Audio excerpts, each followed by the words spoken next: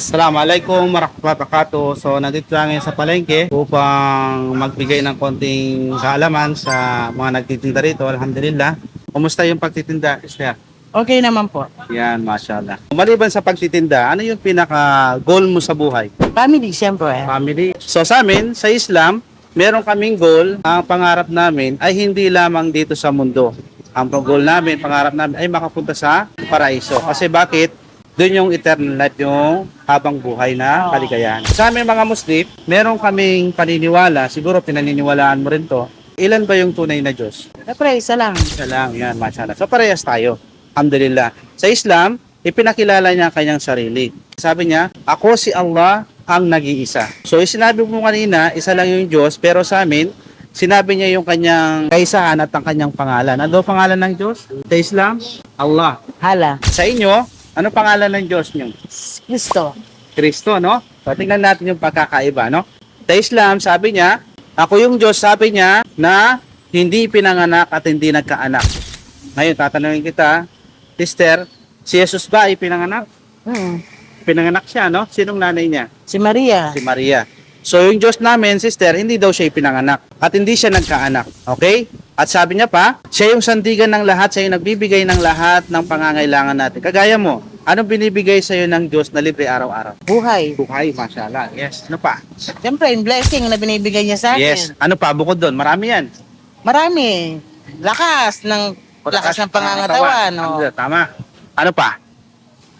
Spiritual. Yes, mashallah, tabarak. So yun, ay pinaniniwalaan din namin. At lahat yun ay blessing din sa amin, alhamdulillah. Ngunit, kailangan mong maibalik ito sa tunay na nag-iisang tagapaglikha. Kasi kapag mali yung pagbibigay mo ng impormasyon, ng pasasalamat, paano niya ito pakikinggan? Tama?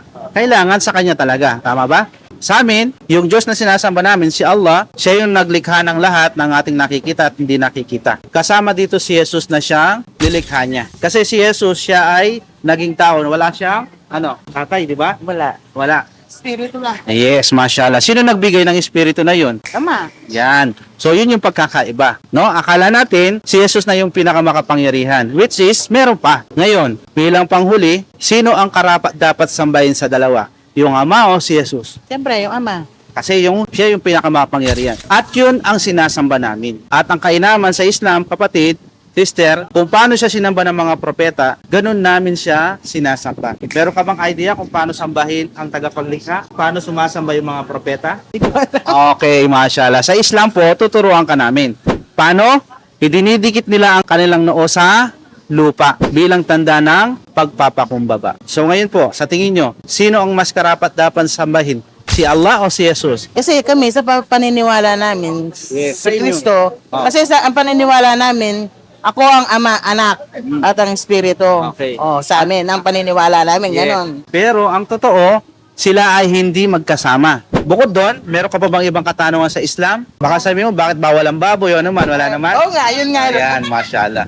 Actually, ay pinagbawal ang baboy, hindi lang sa amin, sa inyo rin. Nakasulat nga sa inyong kasulatan ito. Pero, hindi natin mabigat na sinusunod. Hindi kagaya sa Islam. Tama Sinusunod ba? talaga. Yes. Di ba? Alhamdulillah. Ngayon, inshallah, ay bilang karagdagang informasyon, ipagpatuloy mo yung paghahanap ng kaalaman patungkol sa pananampalataya. Kasi ang tunay na pananampalataya ang siyang susi ng kaligtasan. Tama, mali? Tama. Alhamdulillah. Okay. So, maraming salamat sa inyong time, sister, no? Pag mayroon pa kayong katanungan, narinig niyo naman ako dyan minsan, no? Nagsasalita, inshallah. Okay? Inshallah, God bless. Okay, maraming salamat po. Thank you.